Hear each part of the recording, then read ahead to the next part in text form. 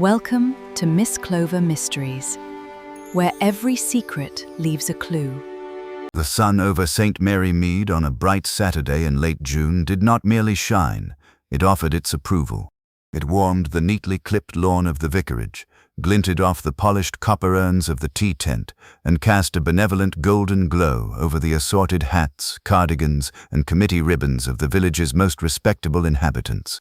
To the casual observer, the annual summer fete in aid of the St. Mary Mead Church Roof Restoration Fund was a masterpiece of pastoral tranquility. The rector, the Reverend Leonard Clement, stood near the entrance gate exchanging polite pleasantries with Colonel Bantry, while his wife Griselda expertly directed a squad of over-enthusiastic girl guides with the air of an indulgent general. Down by the herbaceous borders, Mrs.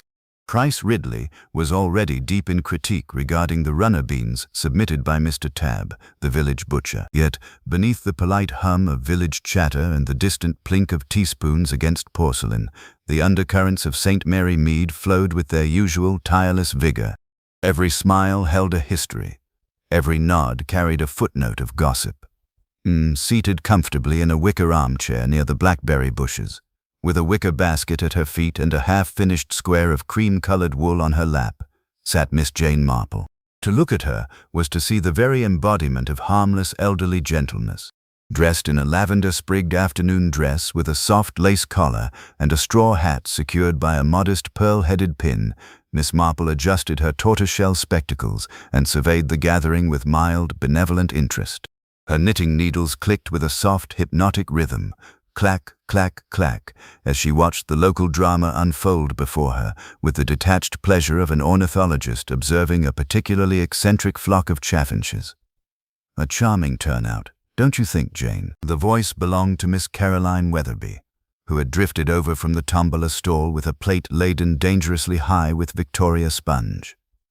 Miss Weatherby's eyes darted across the lawn with sharp, bird-like intensity.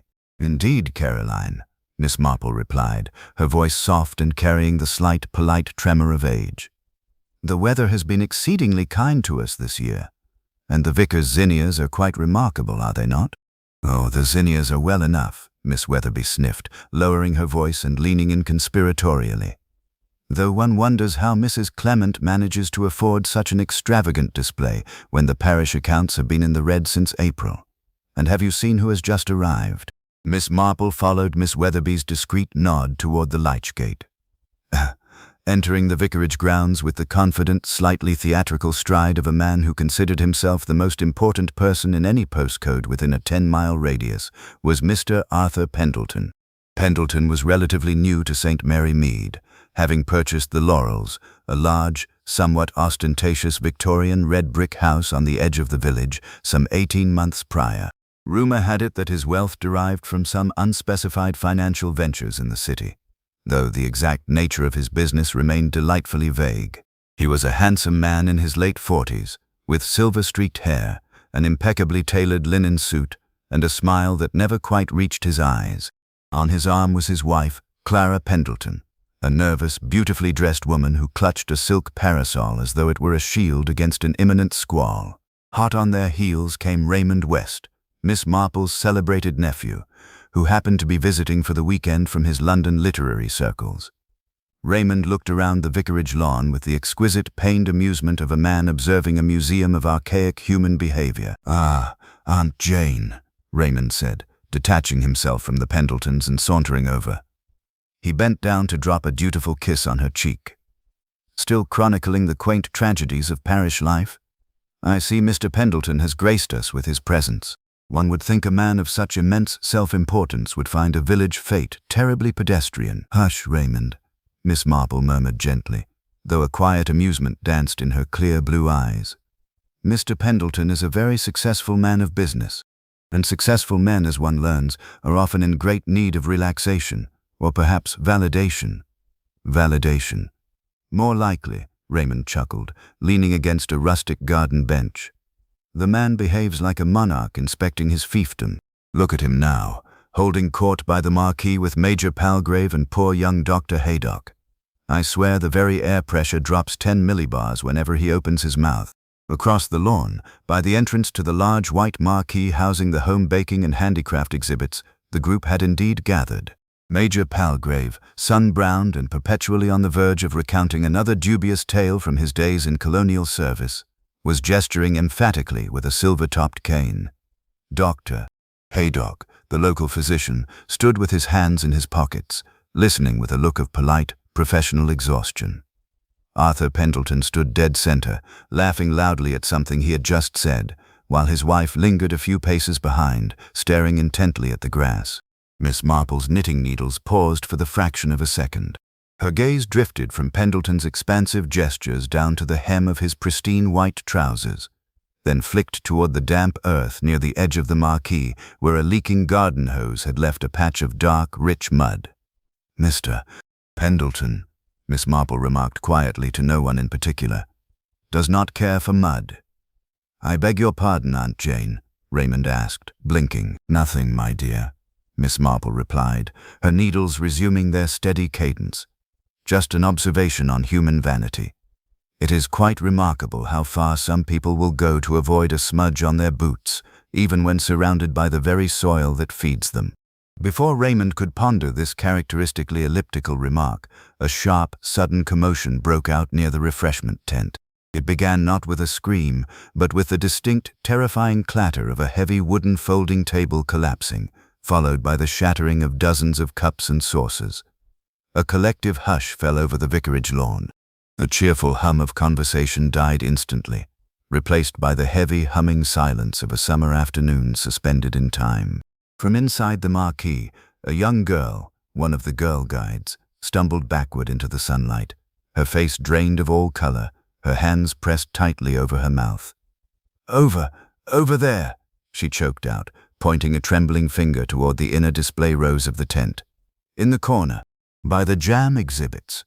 Reverend Clement dropped his teacup, the porcelain shattering against the flagstones, and strode briskly toward the tent, his face tightening with sudden, grave apprehension. Colonel Bantry and Dr. Haydock followed immediately. Raymond hesitated for a second, then hurried after them, casting one glance back at his aunt. Miss Marple did not drop her knitting. She did not gasp or rise in a flurry of panic.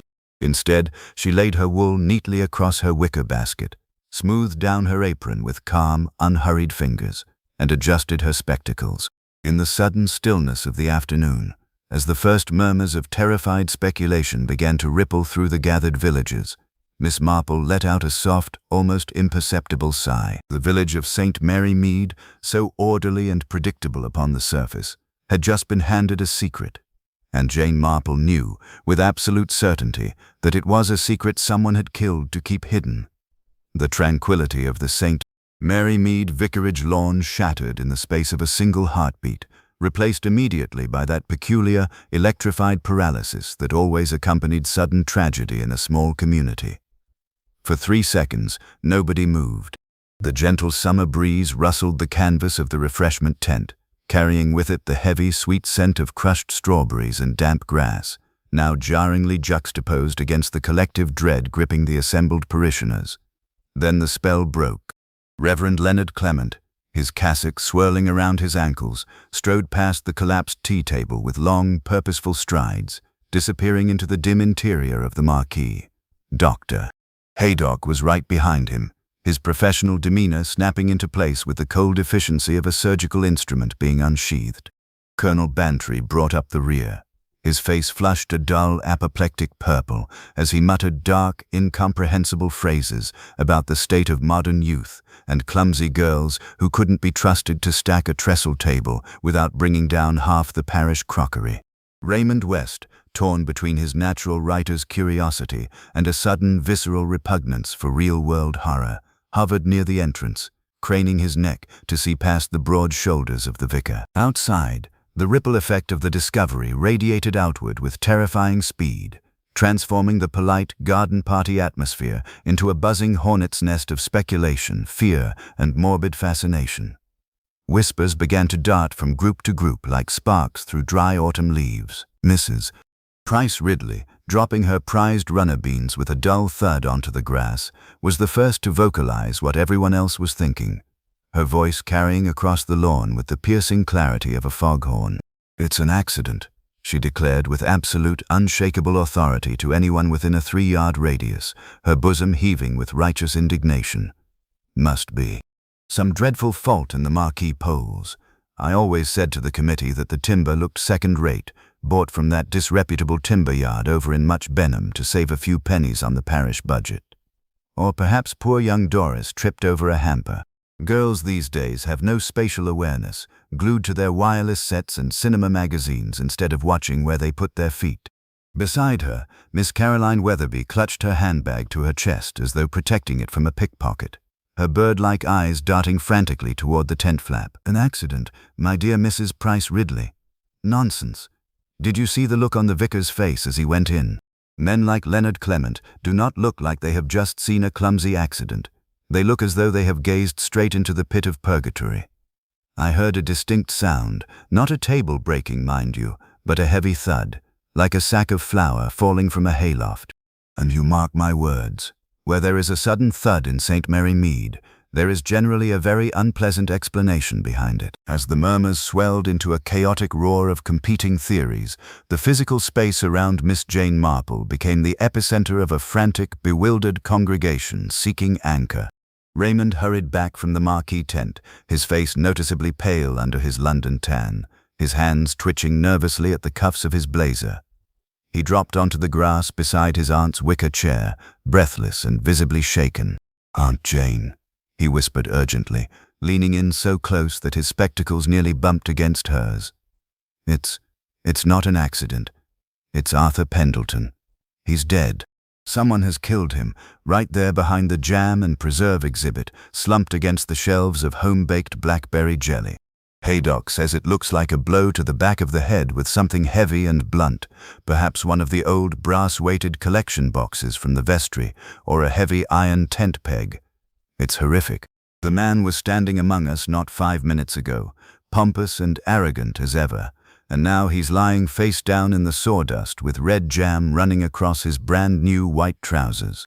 Miss Marple did not drop her knitting needles, though their rhythmic clicking had paused the moment Raymond approached. She merely lifted her clear blue eyes from the square of cream-colored wool, her expression one of gentle, sorrowful contemplation rather than shock. "Dear me," she murmured softly, her voice carrying a touching cadence of genuine pity. "How very distressing for poor Mrs. Pendleton. And on such a lovely afternoon, too. People never truly realize how fragile life is until an unexpected disruption occurs right in the middle of their mundane routines. Did anyone happen to notice where Mrs. Pendleton was when the discovery was made, Raymond?" Raymond blinked, momentarily thrown off balance by his aunt's seemingly mundane focus amidst such gothic violence. "Clara Pendleton? Good Lord, Aunt Jane. A man has just been murdered, brutally murdered, and you're asking about his wife's whereabouts? Observational continuity is always important in moments of crisis, my dear boy," Miss Marple replied mildly, her fingers resuming their steady, hypnotic dance with the wool. When a tragedy strikes a household, the immediate reaction of those closest to the victim often tells us far more than any police interrogation ever could.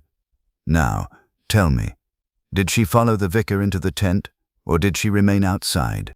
Before Raymond could formulate an answer, the knot of villagers parted to make way for a frantic, sobbing Clara Pendleton, who was being guided toward a folding chair near the refreshment table by a deeply distressed Griselda Clement. Mrs.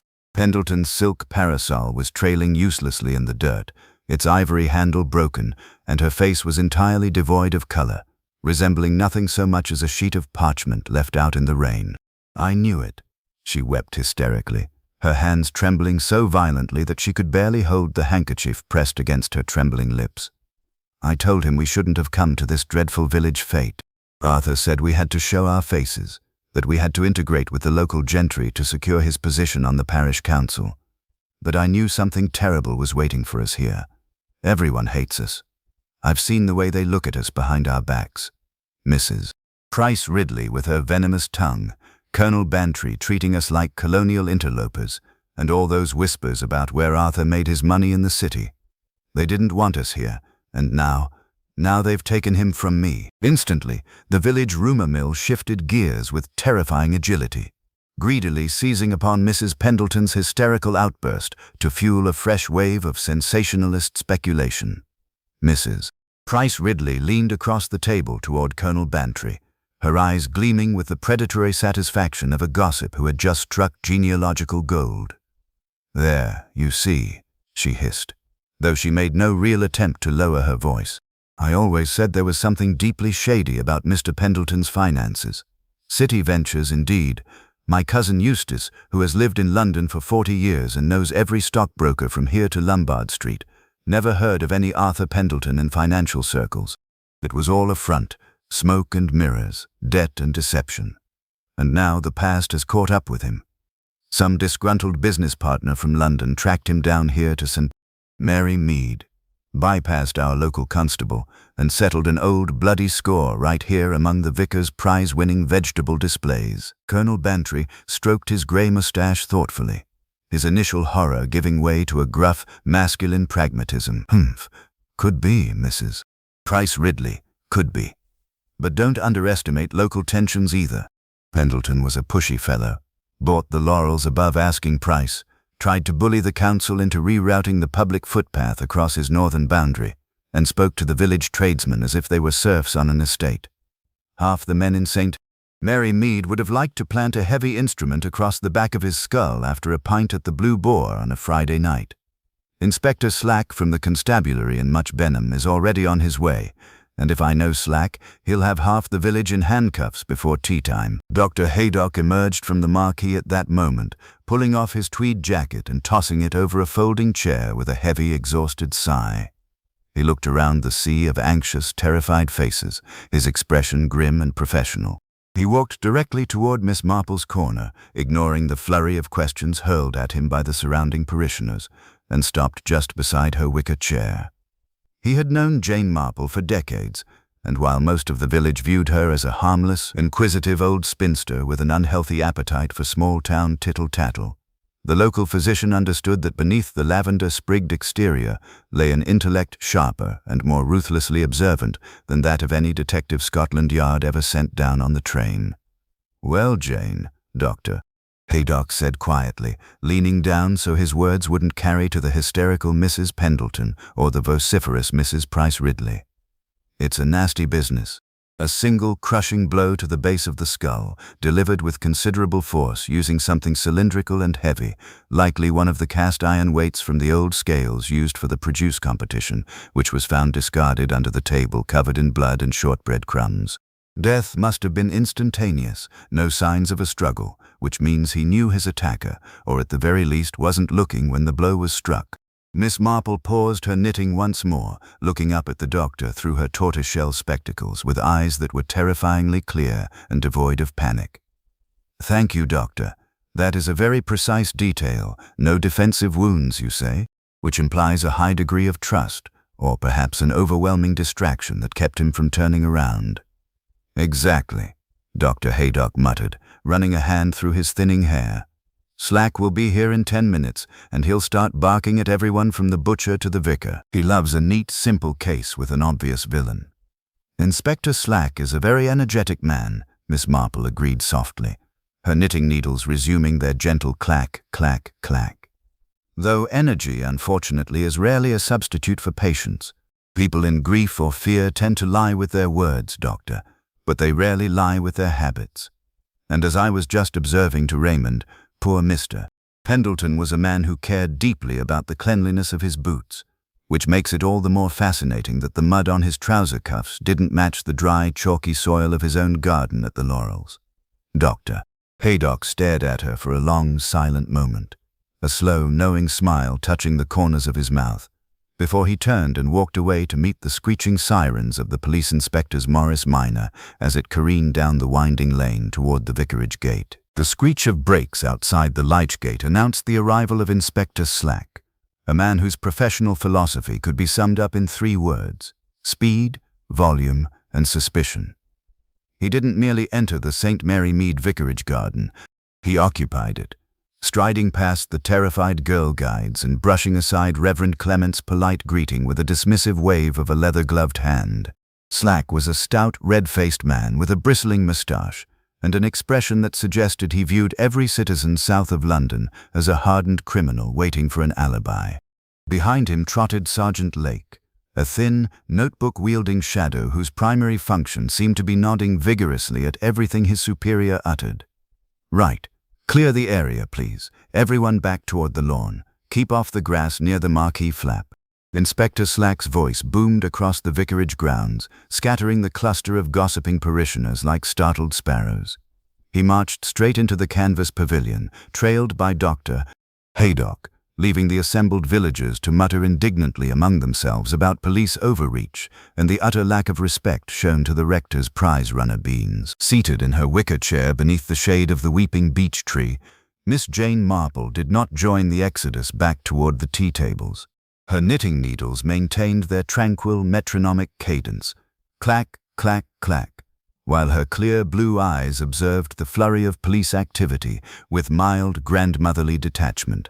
Raymond West, hovering nervously nearby with his hands thrust deep into his pockets, shook his head in exasperation.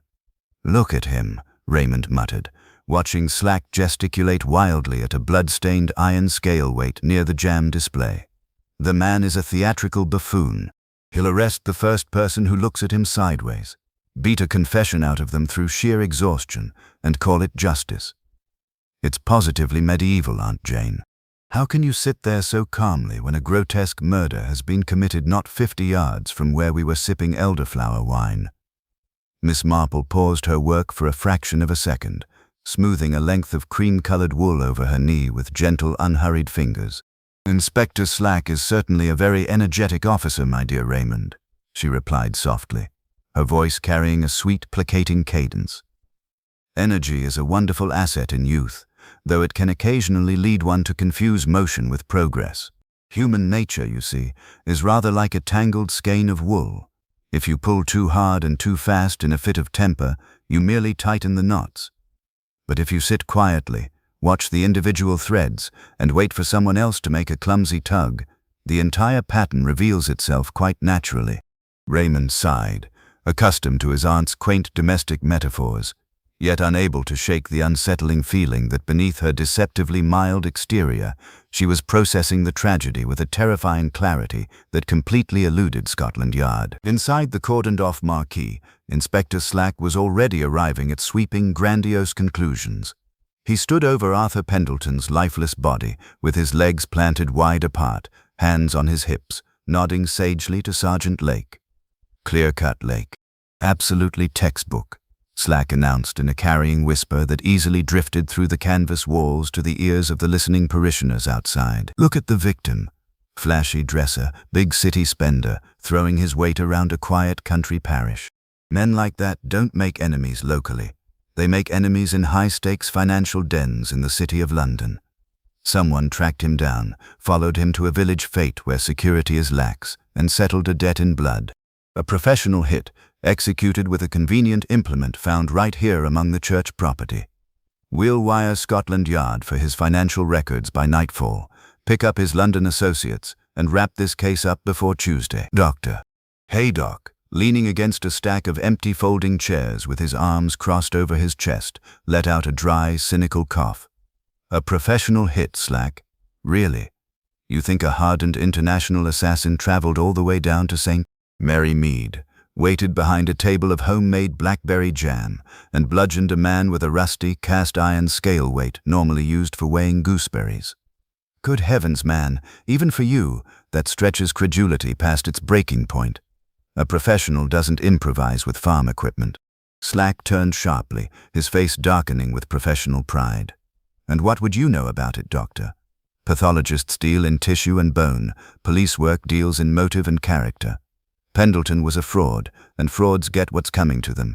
Mark my words, his weeping widow in the garden knows far more than she's letting on. Probably terrified her husband's creditors are coming for her next." Out on the lawn, the subject of the inspector's speculation was currently the center of an entirely different kind of dramatic performance. Clara Pendleton sat rigidly on a green iron bench near the vicarage vegetable patch, clutching a lavender-scented handkerchief to her eyes, while Mrs. Price Ridley and Miss Caroline Weatherby hovered over her like a pair of predatory crows disguised as sympathetic comforters.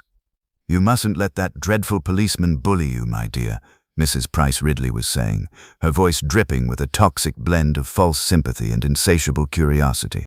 "Inspector Slack is notoriously heavy-handed, and everyone in the village knows your poor husband had those mysterious business trips to town twice a week.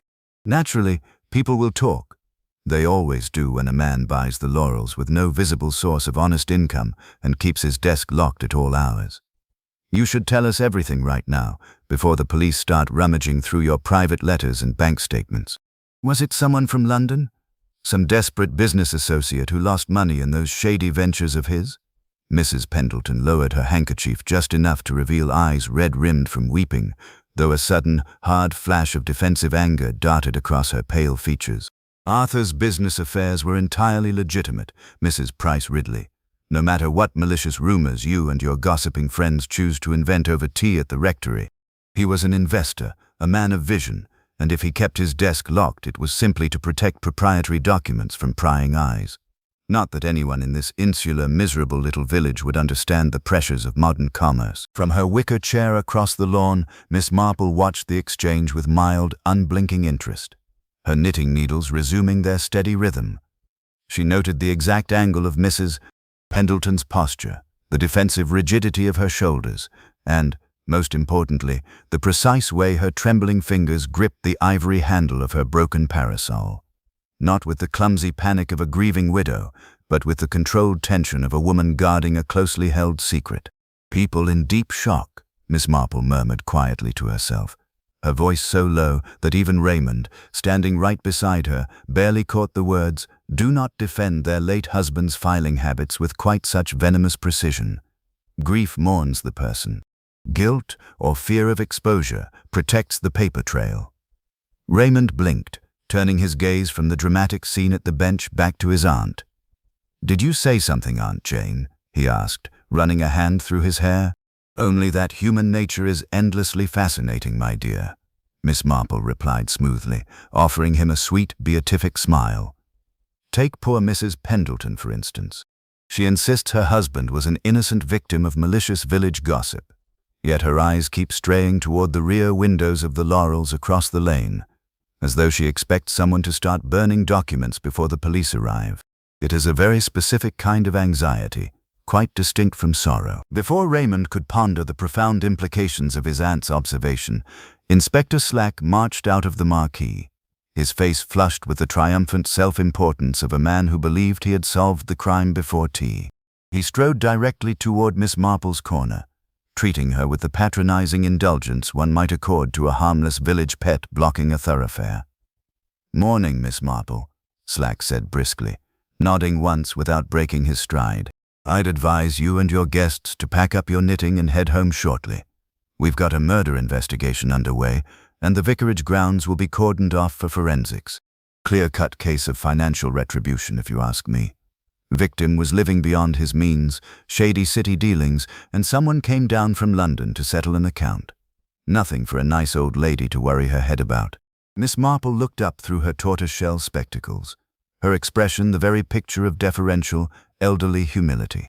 "How very dreadful for you, Inspector Slack, having to unravel such wicked complexities on a Saturday afternoon," she said softly, her voice trembling with polite deference. "Though I cannot help wondering, if a London criminal came all this way for financial retribution, how did he know precisely which tent, which table, and which corner Mr. Pendleton would be standing in at precisely 3:15? St. Mary Mead is a very confusing labyrinth of lanes for a stranger, unless, of course, someone from the village guided him straight to the spot." Inspector Slack froze midway in his turn toward the gate, his mouth opening slightly as he stared down at the unassuming old woman in the lavender-sprigged dress. For a fraction of a second, a flicker of genuine doubt crossed the inspector's rigid features, before he brusquely waved the thought away with an impatient flick of his hand. "Rubbish, Miss Marple. Strangers use signposts like everyone else. Now, if you'll excuse me, I have a widow to interrogate and a murder to wrap up before dinner." He turned on his heel and marched off toward the rectory, entirely unaware that the harmless old lady with the knitting basket had just mapped out the exact flaw in his entire theory. The Monday morning following the tragic disruption of the St. Mary Mead vicarage fete found the village cloaked in a heavy, clinging coastal mist that muffled the usual sounds of cartwheels and milk floats, casting an eerie, theatrical pall over the cottages and laneways. Yet, despite the gloom and the lingering shock of Arthur Pendleton's violent demise, the machinery of village life, fueled by an insatiable appetite for scandal and a desperate need for tidy resolutions, continued to churn with relentless, almost frightening momentum.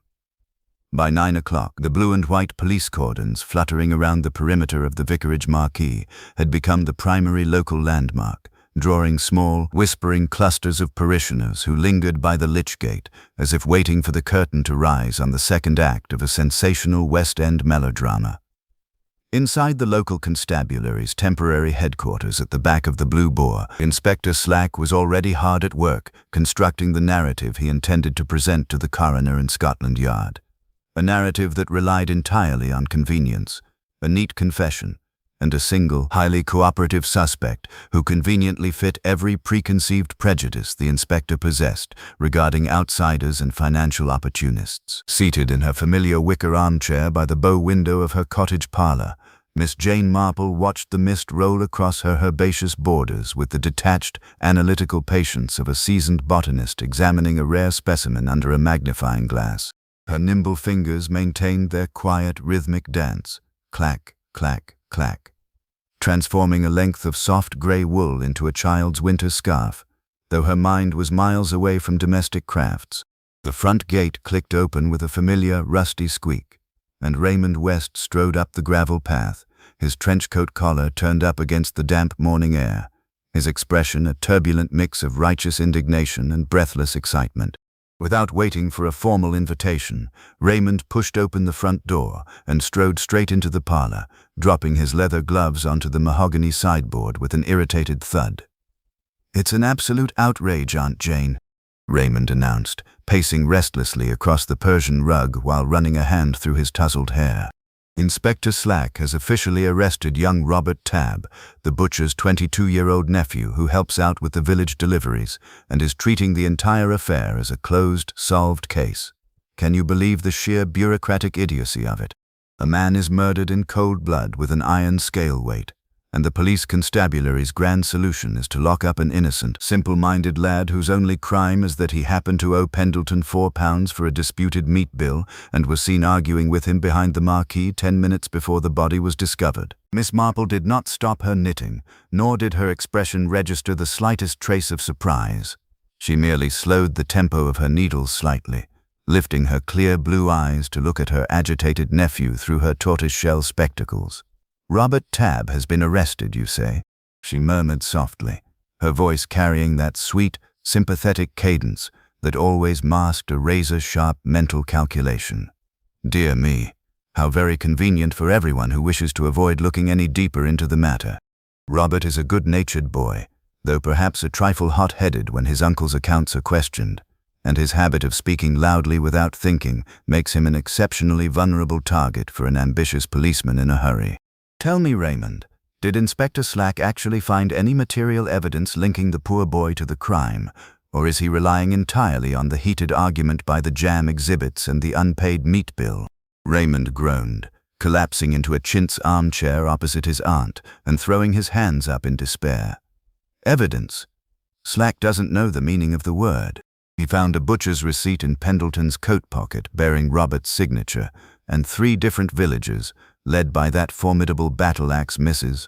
Price Ridley, naturally, swore on a stack of Bibles that they heard Robert threaten to smash Pendleton's smug face in down at the village green last Thursday. Slack is parading around the Blue Boar like a conquering hero, convinced he's single-handedly cracked an international extortion ring by locking up a village delivery boy. It's grotesque. The real killer is walking free among us right now, laughing at the sheer incompetence of the law, while an innocent lad is facing the gallows because he had the misfortune of arguing with a pompous financier over the price of lamb chops. Down at the Blue Boar, the atmosphere was precisely as Raymond described, albeit with an added layer of heavy-handed interrogation that was currently reducing young Robert Tabb to a trembling, incoherent wreck. Seated across a scarred oak table in the inn's back parlor, Inspector Slack leaned forward on his elbows, glaring across the wood with the intimidating theatricality of a prosecuting counsel in a sensational murder trial. Sergeant Lake hovered beside him, pen poised aggressively over an open notebook, ready to record every syllable of what the inspector was certain would be a tearful, cinematic confession. "Let's stop wasting everyone's time, Tabb," Slack barked, tapping a stubby finger against the table surface for emphasis. "We have eyewitness testimony placing you behind the marquee at 3:10 on Saturday afternoon. We have a signed receipt in the victim's pocket proving you were in a bitter financial dispute over an unpaid account totaling £4.12. And several reliable parishioners heard you state, quite explicitly, that you intended to teach that stuck-up London swindler a lesson he'd never forget. Now, you can save the court a great deal of trouble, and perhaps save your own neck from the highest penalty, by telling us where you hid the iron scale weight after you struck the blow. Or we can let the judge explain to a jury why a local delivery boy decided to commit murder over a few joints of mutton." Robert Tabb, his face slick with nervous sweat and his hands clamped between his knees to stop them from shaking, let out a choked, desperate sob. "I didn't do it. I swear on my mother's grave I didn't touch him," the boy cried, his voice cracking with panic. "Yes, I was angry.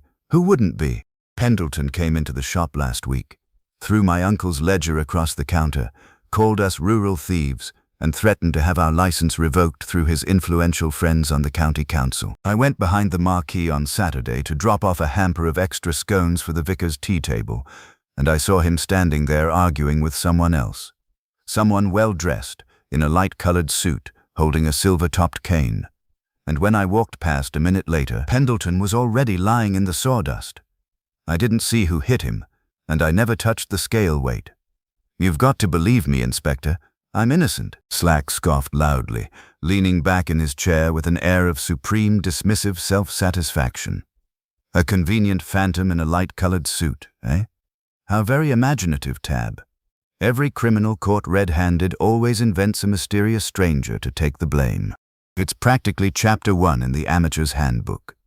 He signaled to Sergeant Lake with a sharp flick of his wrist. "Take him down to the holding cell at the Much Benham station. We'll hold him on suspicion of murder pending the magistrate's hearing on Thursday morning. That should satisfy the county press and show the villagers that the constabulary doesn't mess about when a crime is committed in St. Mary Mead." Back at the vicarage, however, the consensus was far from satisfied. News of Robert's arrest had spread through the village with the speed of a prairie fire, triggering a fierce debate that fractured the community into warring camps. By midday, a small delegation of concerned parishioners, headed by the Reverend Leonard Clement, Dr. Haydock, and a thoroughly indignant Colonel Bantry, had marched right past the police cordon and made their way directly to Miss Marple's cottage parlor, seeking the one person in St. Mary Mead whose quiet wisdom consistently penetrated the fog of local prejudice. Reverend Clement paced anxiously near the fireplace, his usually serene face etched with deep moral distress. "It's a miscarriage of justice, Miss Marple. Nothing short of it," the vicar declared, running a hand through his thinning hair. "Robert Tabb is hot-headed, yes, but he hasn't got a malicious bone in his body. The boy couldn't harm a fly, let alone execute a cold-blooded murder with the chilling precision we saw on Saturday." Dr. Haydock nodded in grim agreement, lowering himself heavily into a wingback chair. "Slack is blinded by his own ego," the doctor muttered. "He wanted a quick, tidy villain to impress the chief constable in Much Benham, and poor Robert fits the statistical profile of a local scapegoat. But the medical evidence completely refutes Slack's crude theory. The angle of the blow and the lack of defensive struggle indicate an assailant of considerable physical height and cool, calculated composure, not a panicked 20-year-old delivery boy losing his temper in a brief exchange." Miss Marple listened to them all with quiet, respectful attention, her knitting needles resting for a moment in her lap as she poured a fresh cup of Earl Grey tea from her silver pot. She offered a gentle, reassuring smile to the distressed vicar, her clear blue eyes twinkling with a subtle, razor-sharp light that promised the authorities had severely underestimated the depth of her resolve.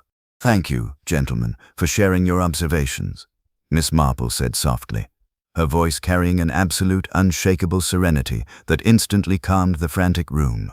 Inspector Slack is a very diligent officer, but he suffers from a common masculine failing.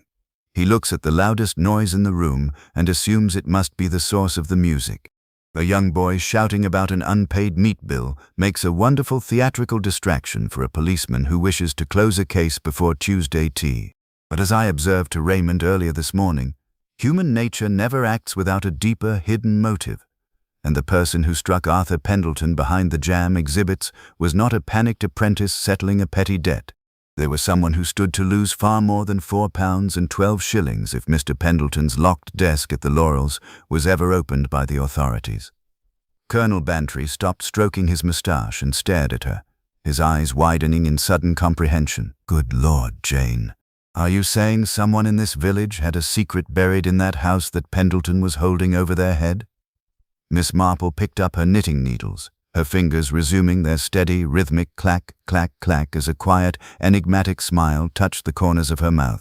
"People who build grand houses with mysterious money, Colonel, rarely keep their secrets in the ledger accounts of the local butcher. They keep them locked away in private drawers that someone went to extraordinary lengths to protect, even if it meant committing murder in broad daylight on a sunny Saturday afternoon." The afternoon sun broke through the coastal mist by 2 o'clock, casting long, slanting golden rays across the manicured lawns and hedgerows of St. Mary Mead, though the atmospheric warmth did little to thaw the lingering chill of suspicion and unease that hung over the community like a shroud. With Inspector Slack's premature and heavy-handed arrest of young Robert Tabb temporarily satisfying the procedural appetite of the much-Benham constabulary, the village police tape around the vicarage marquee had been quietly removed, leaving the trampled grass and the scattered remnants of the summer fete to the care of the sexton and the elements. Yet, while the authorities were congratulating themselves in the back parlor of the Blue Boar over foaming pints of bitter, the true currents of the mystery were being navigated by an entirely different sort of observer, one whose gentle, grandmotherly facade masked an intellect that missed virtually nothing.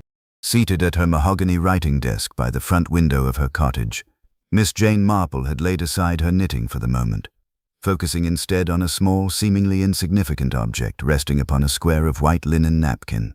It was an ordinary garden glove, stiff, made of heavy tan buckskin with reinforced leather palms, bearing the distinct earthy stains of damp chalk soil and a faint, dried smear of dark fruit jam across the thumb. It was an item of clothing that had been overlooked by Inspector Slack's forensic team entirely, casually tossed into a wicker wastebasket behind the refreshment tent during the chaos of Saturday afternoon, and retrieved by Miss Marple with the quiet, stealthy efficiency of a seasoned field naturalist collecting a rare specimen. The front gate clicked open with its familiar, rusty protest, and Dr. Haydock stepped up the gravel path, his medical bag swinging slightly at his side as he let himself into the cottage parlor without the ceremony of knocking. He was a welcome, familiar presence in Miss Marple's home, having spent many decades sharing tea, medical opinions, and philosophical reflections on the eccentricities of the village inhabitants. Tossing his tweed hat onto the sideboard, the doctor dropped into his accustomed wing-back chair with a heavy, bone-weary sigh, running a hand across his forehead as he surveyed the quiet room. "Well, Jane, Slack has officially filed his preliminary report with the magistrate, and if the local press is to be believed, young Robert Tabb is practically measured for the gallows already," Dr. Haydock muttered, his voice dripping with cynical frustration. "The man is an absolute menace with a badge. He spent 2 hours this morning trying to force a confession out of the boy by shouting about hanging and penal servitude, completely ignoring the glaring inconsistencies in the physical evidence. But you look as though you found something far more interesting than Slack's bureaucratic incompetence, judging by the intense little smile you're directing at that old gardening glove on the table." Miss Marple did not look up immediately. Instead, she picked up a pair of small silver-handled embroidery scissors and gently trimmed a frayed thread near the thumb of the buckskin glove, her clear blue eyes twinkling behind her tortoiseshell spectacles. "Inspector Slack is a very energetic man, Doctor, as I have frequently remarked. But energy is rather like a runaway steam engine. It travels at a tremendous speed, makes an enormous amount of noise, and frequently ends up in a ditch because the driver forgot to look at the points. Robert Tabb is innocent, of course. Any sensible person who understands human nature could see that the boy's panic was the result of terror, not guilt. But this glove, on the other hand, tells a fascinating and remarkably articulate story if one takes the trouble to read its stitches. Dr. Haydock leaned forward, his professional curiosity instantly piqued as he peered closely at the buckskin glove resting on the white napkin. A gardening glove. Good Lord, Jane. Half the population of St. Mary Mead wears gloves exactly like that when tending their herbaceous borders or pruning their rose bushes. What on earth makes you think this particular piece of apparel has anything to do with Arthur Pendleton's murder behind the jam exhibits? Miss Marple set down her scissors and folded her hands neatly in her lap, her expression turning one of gentle, retrospective contemplation. It is true that the glove itself is common enough, purchased in quantity at the agricultural cooperative over in Much Benham, no doubt. But notice the specific wear patterns, Doctor. The heavy abrasion on the left thumb and forefinger indicates that the wearer is right-handed and habitually grips heavy, cylindrical objects with considerable torque, much like the iron scale weight found beneath the table. Furthermore, look closely at the soil wedged into the welt of the leather wristband. She picked up a magnifying glass from the side table and handed it to the physician. Dr. Haydock took it, leaning closer to the light of the bay window, and squinted down at the gray, chalky earth embedded in the seams. Well, it's local soil, the doctor murmured, frowning slightly. Chalk and clay, typical of the valley floor around the vicarage and the lower lanes. Indeed, Miss Marple agreed softly. Typical of the valley floor, yes, but not typical of the soil at the Laurels, which is rich, sandy loam enriched with peat and manure imported from the nursery gardens in Melchester. Mr. Pendleton's boots were caked in that sandy loam when he arrived at the fete on Saturday. Yet the person who wore this glove, and who stood close enough to strike him down without warning, was working in the chalky soil of the vicarage gardens or the immediate parish churchyard for days prior to the crime. The doctor looked up from the magnifying glass, a slow, dawning expression of realization crossing his lined features as the profound implications of his old friend's observation began to take shape. Good Lord, Jane. You're saying the murderer wasn't a London assassin, nor was it a panicked village delivery boy acting on a sudden impulse. It was someone right here in the parish. Someone who had access to the vicarage grounds, who knew where the heavy scale weights were kept, and who was intimately familiar with the layout of the marquee long before the first tea urn was filled on Saturday morning. Precisely, Doctor, Miss Marple replied, her voice dropping to a quiet, confidential register that seemed to draw the very shadows of the room into focus. Murder in a quiet village like St. Mary Mead is never an act of random violence or spontaneous passion. It is the culmination of a long, festering resentment, a secret so dangerous that someone was willing to risk the gallows to keep it buried from the light. And poor Mr. Pendleton, for all his pompous manners and ostentatious wealth, was a man who enjoyed collecting leverage over his neighbors. He believed that holding people's past mistakes in a locked desk at the Laurels made him powerful. He did not realize, until it was far too late, that it merely made him a target. Dr. Haydock drummed his fingers against the arm of his chair, his eyes fixed on the buckskin glove. If Slack won't look at the evidence, and the magistrate is determined to push the case against Robert Tabb to trial on Thursday, how on earth do you propose to stop a miscarriage of justice, Jane? You can't simply walk into the police station and hand them a gardener's glove with a smudge of blackberry jam on the thumb. Oh, goodness me, no, Doctor. That would be terribly forward and quite unsuited to my years, Miss Marple said with a light, musical little laugh, picking up her knitting needles once more and letting them resume their steady, comforting clack, clack, clack. The police, especially officers of Inspector Slack's temperament, do not appreciate being corrected by elderly spespinters with wool baskets. No, human nature cannot be bullied into the truth. It must be gently guided into a corner until it reveals its own reflection. And I believe our dear friend Mrs. Pendleton, along with certain other respectable members of our community, is about to experience a very testing afternoon. Before Dr. Haydock could press her further regarding her intentions, the front gate rattled again, and the sound of heavy, purposeful footsteps crunching up the gravel path announced the arrival of yet another unexpected visitor from the village. Through the lace curtains of the bay window, they watched as Colonel Bantry marched up to the front door, his face flushed with indignation and a rolled-up copy of the Much Benham Gazette clutched in his fist like a baton. A quiet, knowing smile touched the corners of Miss Marple's mouth as she smoothed down her apron and nodded toward the door. "Ah," she murmured softly, her knitting needles clicking with rhythmic precision. "The second act is about to begin, Doctor, and I rather think the village of St. Mary Mead is about to discover that secrets, much like buried roots, always manage to push their way back up through the surface." The afternoon sunlight continued its steady descent across St. Mary Mead, casting long, amber shadows across the manicured lawns of the vicarage and turning the weathered brickwork of the cottages along High Street into a rich, glowing tapestry of gold and terracotta. Yet, despite the pastoral beauty of the late afternoon, the atmosphere within the village remained charged with an uncomfortably volatile tension, as if the entire community were holding its breath waiting for a thunderstorm that refused to break.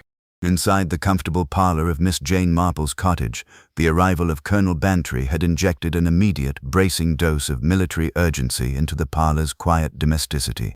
Tossing the rolled-up copy of the Much Benham Gazette onto the mahogany sideboard with an irritated grunt, the colonel strode across the Persian rug and dropped heavily into the chintz armchair recently vacated by Dr. Haydock. "It's an absolute scandal, Jane. Nothing short of an administrative disgrace." Colonel Bantry exploded, his grey moustache twitching with indignation as he mopped his brow with a silk handkerchief. "Slack has officially locked the case file, handed his premature conclusions over to the local magistrate, and is treating the entire tragedy as a closed book with young Robert Tabb cast in the role of the villain. The boy's mother has been down at the police station in tears for 3 hours, and nobody in authority seems willing to listen to reason because Slack has convinced the chief constable that a quick conviction will boost morale in the county force." Miss Jane Marple did not pause her knitting, though the gentle rhythmic clack, clack, clack of her needles slowed by a fraction of a beat as she listened with an expression of profound, sympathetic patience. She smoothed down a length of soft grey wool across her apron before raising her clear blue eyes to meet the colonel's frustrated gaze through her tortoiseshell spectacles. "Inspector Slack is a very energetic gentleman, Colonel, as I have had occasion to remark more than once," Miss Marple murmured in her soft, unassuming voice, her tone devoid of mockery yet laced with an unmistakable undercurrent of resolve. "And energetic gentlemen, when they have set their minds upon a destination, frequently fail to notice the deep ditches and slippery banks lining the road they have chosen to travel. They prefer a neat, tidy conclusion, even if it happens to be entirely false, over the messy, complicated reality of human truth. But tell me, did you happen to speak with Mrs. Pendleton this morning when you passed the Laurels? I understand she has received several callers today regarding the probate of her late husband's estate." Colonel Bantry's expression darkened, and he let out a sharp, dismissive scoff as he leaned back against the chintz cushions. "Spoke to her? Good Lord, Jane, the woman is behaving less like a grieving widow and more like a besieged garrison commander. Her solicitor from London, a sharp-faced fellow named Mr. Shillingcott, who arrived on the noon train carrying a locked steel briefcase, has been closeted with her in the study at the Laurels for hours, going through Pendleton's private papers. And rumor has it that half the villagers who lent money to Pendleton for those mysterious city ventures are practically banging on the front gate, demanding to know where their promissory notes are filed." Dr. Haydock, who had been listening quietly from his corner by the bay window, leaned forward with a sharp investigative gleam in his eyes. "Promissory notes? You mean Pendleton wasn't just an ordinary investor, Colonel? People in the village actually handed over their savings to him." "Handed over their savings? They practically threw their money at the man," Colonel Bantry groaned, running a hand through his thinning grey hair. "Pendleton was remarkably persuasive when he wanted to be. He set himself up as a financial wizard, promising 20% returns on agricultural development schemes and municipal bonds in the city. Major Palgrave put £500 into his hands last autumn, and even old Mr. Tabb, the butcher, invested his life savings so his nephew Robert could inherit a share of a supposed meat-importing syndicate. Everyone thought Pendleton was a golden goose, but now that he's dead and his desk has been opened, the locals are discovering that the goose was nothing more than a common confidence trickster whose financial ledgers are filled with empty promises and forged certificates." Miss Marple's knitting needles paused entirely for a moment, and a quiet, contemplative light flickered in her clear blue eyes. "How very tragic," she whispered softly, her voice carrying a deep, genuine note of sorrow for the victims of such calculated deception. People in quiet villages like St. Mary Mead are so terribly trusting when someone arrives with an expensive suit, a confident smile, and an air of London sophistication. They mistake financial audacity for genuine security, forgetting that the men who shout the loudest about their success are frequently the ones standing over an abyss of debt. And poor Mr. Pendleton, it seems, had accumulated a formidable ledger of desperate enemies long before he ever walked onto the vicarage lawn on Saturday afternoon. Before the colonel could ponder the full weight of his neighbor's observation, the front gate rattled once more with an impatient, sharp jerk, followed by the sound of rapid, hurried footsteps crunching across the gravel path. Through the lace curtains of the bay window, the three occupants of the parlor watched as a striking, elegantly dressed woman in a dark morning dress and a heavy black veil pushed open the garden door without knocking and strode straight toward the cottage entrance. It was Clara Pendleton. A moment later, the front door swung open under an unsteady hand, and Mrs. Pendleton stumbled into the parlor, her composure entirely shattered, her face pale as parchment, and her gloved hands trembling so violently that she could barely keep her black silk handbag from slipping to the floor. "Miss Marple, oh, thank God you're here," she gasped out hysterically, leaning against the mahogany sideboard for support as Colonel Bantry leaped to his feet to offer her a chair. "They're lying about him, all of them, the police, the newspapers, those vicious gossips in the village. They're saying Arthur was a common fraud, a swindler who ruined half the parish with fake investments. But it's not true. He was a brilliant businessman, a man of vision, and someone in this hateful, suffocating village murdered him to silence the truth." Miss Marple rose from her wicker armchair with quiet, unhurried grace, laying her knitting gently across the seat as she stepped forward to guide the trembling widow toward the chintz armchair. With a soothing, maternal gentleness that instantly disarmed the hysterical woman, Miss Marple poured a small glass of cordial from a crystal decanter on the sideboard and pressed it into Mrs. Pendleton's cold hands. "Sit down, my dear, and take a slow, deep breath," Miss Marple instructed softly, her voice carrying an absolute, tranquil authority that quieted the room's turbulent energy. "Nobody is condemning your late husband without a fair hearing, and grief is a very heavy burden to carry all by oneself. But secrets, Mrs. Pendleton, are rather like buried roots in a neglected garden. If you leave them covered in darkness, they eventually choke the life out of everything around them. Now that Mr. Shillingcott has opened your late husband's private desk at the Laurels, I imagine you have discovered that Mr. Pendleton kept very meticulous records of everyone who crossed his path. Did he not?" Clara Pendleton froze, the glass of cordial halfway to her lips, her eyes widening with a sudden, terrified realization as she stared up into Miss Marple's clear, unblinking blue eyes. For 3 long seconds, absolute silence reigned in the parlor, broken only by the ticking of the grandfather clock in the hallway. How could you possibly know about the private drawer?" Mrs. Pendleton whispered, her voice cracking with helpless dread. "Mr. Shillingcott found it only an hour ago, hidden behind the walnut paneling of the lower desk, filled with confidential letters, IOUs, and secret agreements signed by some of the most respectable people in this village, people who had every reason in the world to ensure that Arthur never spoke another word to Inspector Slack." Colonel Bantry let out a low, astounded whistle, stepping back as the full horror of the village's interconnected web of blackmail and betrayal began to snap into sharp focus. "Good Lord, Clara. You mean Pendleton wasn't just taking investments? He was blackmailing half the parish with those documents?" Mrs. Pendleton buried her face in her hands, letting out a ragged, desperate sob. "He said it was just leverage to secure his social standing," she wept bitterly. "He said people in the country only respect power, and that holding their dark pasts in a locked drawer was the only way to make them treat us as equals. But on Saturday morning, before we left for the vicarage fete, someone called him on the private telephone in his study, someone whose voice he recognized immediately, and demanded that he meet them behind the marquee during the tea hour to hand over the key to the wall safe, or else their secret would be exposed to the entire county. Arthur went to that tent thinking he was holding all the cards, but instead he walked straight into a trap set by someone who valued their reputation far more than human life." Dr. Haydock stepped forward, his expression grave and resolute as he looked down at the weeping widow.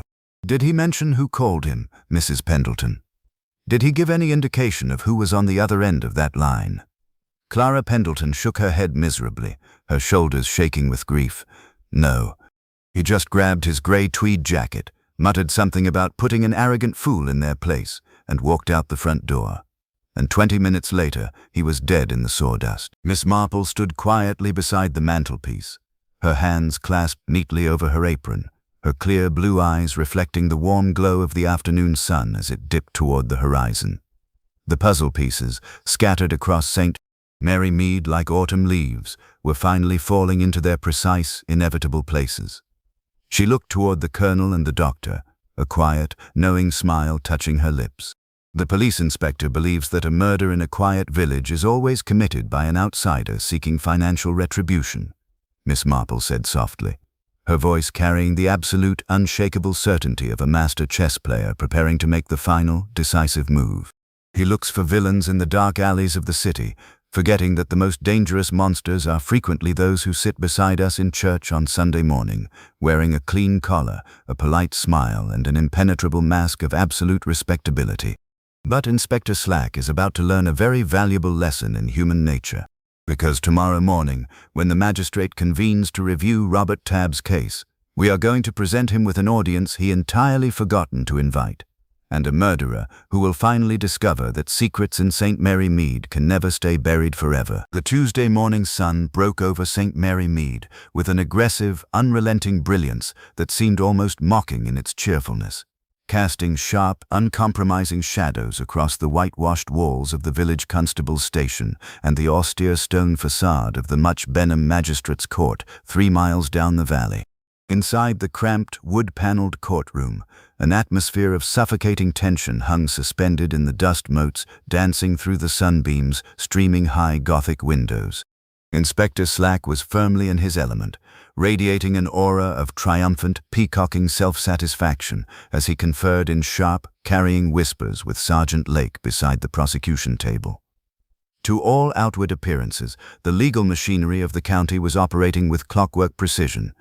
Young Robert Tabb, pale, hollow-eyed, and visibly trembling in a borrowed Sunday suit that hung loosely on his narrow shoulders, sat huddled between 2 stolid parish constables, staring blankly at the scarred oak floorboards, as if waiting for the trapdoor of the gallows to spring open beneath his feet.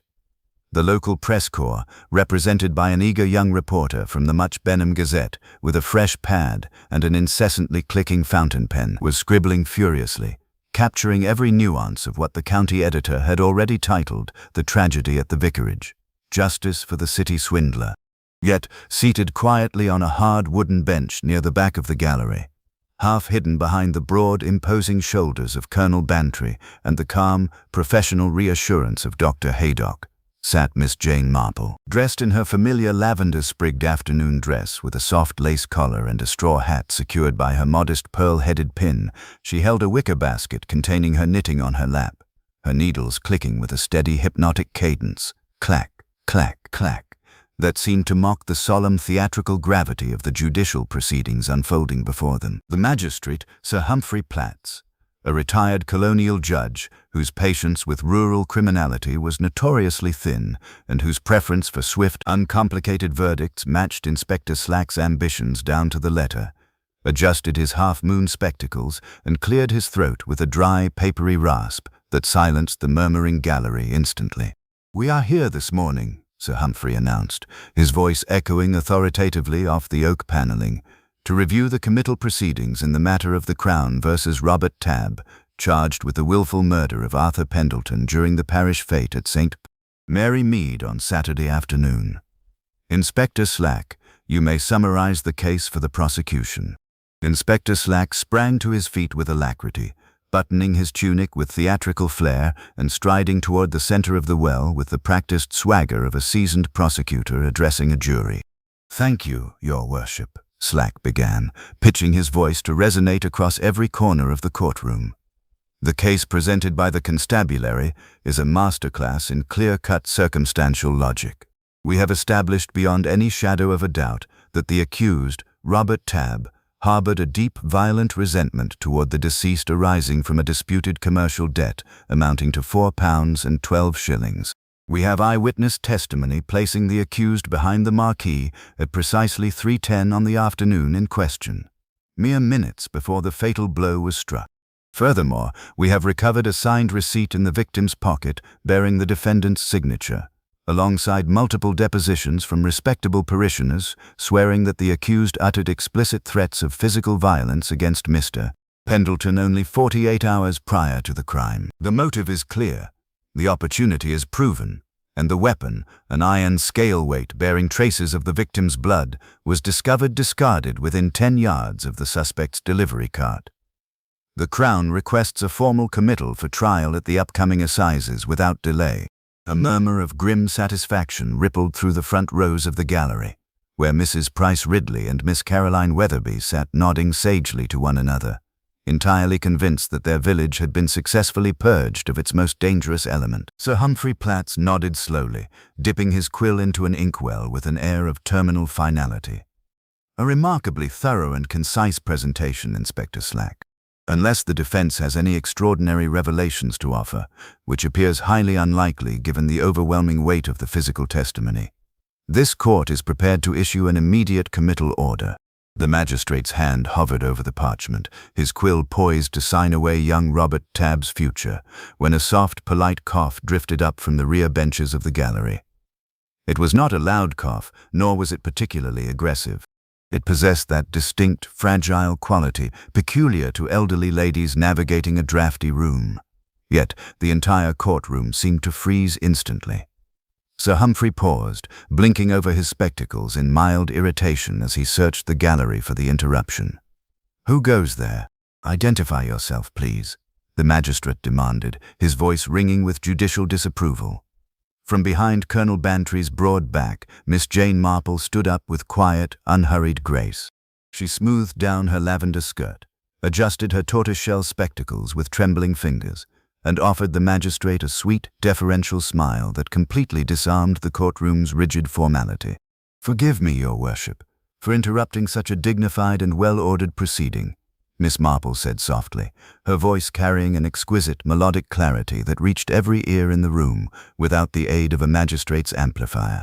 "And please accept my humblest apologies for intruding upon Inspector Slack's very energetic conclusions. But as a lifelong resident of St. Mary Mead, who has spent many peaceful decades observing the peculiar habits of our local wildlife and human parishioners alike, I could not sit quietly by and watch an innocent boy condemned for a crime he simply lacked the imagination and the physical opportunity to commit." Inspector Slack turned purple with indignation, his face swelling with professional outrage as he swung around to glare at the elderly spinster. "Your Worship, this is an outrageous abuse of court procedure," Slack protested, his voice booming with theatrical fury. "Miss Marple is a civilian, a harmless village amateur with no standing in a court of law, known locally for her eccentric hobby of gossiping about parish tittle-tattle. We have a signed confession equivalent, a verified debt, an eyewitness timeline, and a blood-stained murder weapon. We cannot allow a sweet old lady with a knitting basket to derail a formal homicide inquiry just because she's bored on a Tuesday morning." Sir Humphrey Platts, though visibly inclined to agree with the sputtering inspector, raised a restraining hand, his curiosity piqued despite himself by the absolute unshakable serenity radiating from the elderly woman standing quietly in the gallery. "Order in the court, Inspector," Sir Humphrey commanded sharply, fixing his gaze upon Miss Marple. "Mrs. Marple, while this court deeply respects the wisdom of senior citizens, local sentiment and amateur theories carry no legal weight against physical evidence and sworn testimony. Unless you possess concrete material proof that directly contradicts the prosecution's timeline, I must ask you to resume your seat immediately." Miss Marple did not sit down. Instead, she opened her wicker basket with calm, unhurried deliberation, and drew forth not a ball of grey wool, but a small rectangular object wrapped securely in a clean white linen napkin. "Material proof, Your Worship, is a fascinating thing," Miss Marple murmured gently, stepping forward down the aisle toward the well of the court with a grace that silenced the remaining whispers in the room. "Inspector Slack is entirely correct in asserting that a murder requires a motive, an opportunity, and a weapon. But where the inspector made his fundamental error, an error common to gentlemen who mistake volume for vigilance, was in assuming that the motive originated from a £4 meat bill." She stopped 3 paces from the prosecution table, gently unfolding the linen napkin to reveal the heavy tan buckskin gardening glove, bearing the distinct chalky soil stains and the faint dried smear of dark fruit jam across the thumb. "This glove, Your Worship," Miss Marple continued, her voice dropping to a quiet, confidential register that compelled every person in the courtroom to lean forward, "was retrieved from a wastebasket behind the vicarage marquee on Saturday afternoon. It does not belong to young Robert Tabb, whose deliveries were completed an hour before the fete opened to the public. It belongs to someone who spent the entire morning working in the chalky soil of the churchyard, who had free and unhindered access to the interior of the marquee, and who possessed an urgent life-or-death motive to ensure that Mr. Arthur Pendleton never opened the private wall safe in his study at the Laurels." Inspector Slack scoffed loudly, stepping forward with a patronizing smirk. "A gardening glove? Good Lord, Your Worship, half the parish wears buckskin gloves. Is this the grand bombshell that is supposed to overturn a murder trial? A dirty gardening glove found in a public trash can?" Miss Marple turned her clear blue eyes toward the inspector, a quiet, knowing smile touching the corners of her mouth. "It would indeed be nothing more than a dirty glove, Inspector, if it were not for the small white-bordered handkerchief tucked neatly inside the wristband, a monogrammed cambric handkerchief bearing the embroidered initials E.C., belonging to a very prominent, highly respected member of the St. Mary Mead Parish Council, who visited the Laurels twice last week to beg for the return of a stolen promissory note." Before Inspector Slack could formulate a sarcastic retort, a sudden, sharp sound cut through the heavy silence of the courtroom like a gunshot. In the front row of the gallery, a middle-aged man, drenched in a sudden, cold sweat, his face entirely devoid of color, stood up abruptly, his hands trembling so violently that his heavy silver-topped cane slipped from his grasp, clattering loudly against the oak floorboards before rolling toward the center aisle. Every head in the courtroom whipped around in astonishment. Sir Humphrey Platts dropped his quill, staring open-mouthed at the sudden, dramatic disruption. Miss Marple did not turn around. She merely continued her gentle, rhythmic smile, her knitting needles resting securely in her basket as she watched the entire village drama unfold precisely as her quiet calculations had foretold. The twist had arrived, and the true murderer had just unmasked themselves in front of the entire county. The abrupt clatter of the silver-topped cane echoing off the wood-paneled walls of the Much Benham courtroom had barely faded into silence before the entire atmosphere within the chamber shifted from one of rigid judicial certainty to an electric, almost suffocating suspense. Every eye in the room snapped toward the front row of the public gallery, where Mr. Edgar Carmichael, treasurer of the St. Mary Mead Parish Council, pillar of the local church committee, and owner of the grand estate known as the Cedars, stood frozen like a hunted animal caught in the blinding headlights of an oncoming motorcar. His face, usually ruddy and composed with the self-righteous glow of civic respectability, had turned the color of stale porridge. Sweat beaded heavily across his forehead, trickling down into the corners of his collar as his trembling fingers clawed uselessly at the polished wooden pew in front of him. Inspector Slack, whose mouth had dropped open in a comical expression of utter incomprehension, stood rooted to the center aisle, staring alternately between the fallen cane and the terrifyingly calm visage of Miss Jane Marple, whose knitting basket remained neatly positioned on her arm. Sir Humphrey Platts, recovering his judicial equilibrium with an indignant slam of his gavel, leaned forward over the bench, his eyes narrowing beneath his gray eyebrows as he surveyed the sudden disruption. "Order.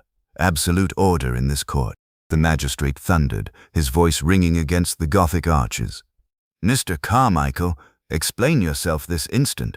What is the meaning of this unseemly display, and why are you trembling like a leaf in a gale?" Edgar Carmichael swallowed hard, his throat working convulsively as he tried to force words past lips that had suddenly gone completely dry. He cast one desperate, frantic glance toward the exit doors, only to find Sergeant Lake standing squarely in the path of escape with a notebook poised like a drawn sword. It's a lie," Carmichael croaked, his voice cracking horribly, lacking any vestige of its usual authoritative boom that committee members dreaded at parish meetings. "A malicious, fabricated lie concocted by an interfering old woman who spends her days prying into matters that do not concern her. I dropped no cane. I lost no glove, and I was sitting quietly in my garden on Saturday afternoon when the fete was taking place." Inspector Slack knows the facts. The boy Tab confessed by implication. The debt is verified. The case is closed.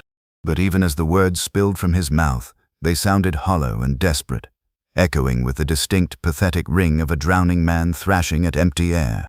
Seated quietly in the gallery just a few feet away, Miss Marple adjusted her tortoiseshell spectacles with slow, deliberate grace, her clear blue eyes resting upon the frantic man with a mixture of gentle sorrow and unshakable psychological precision.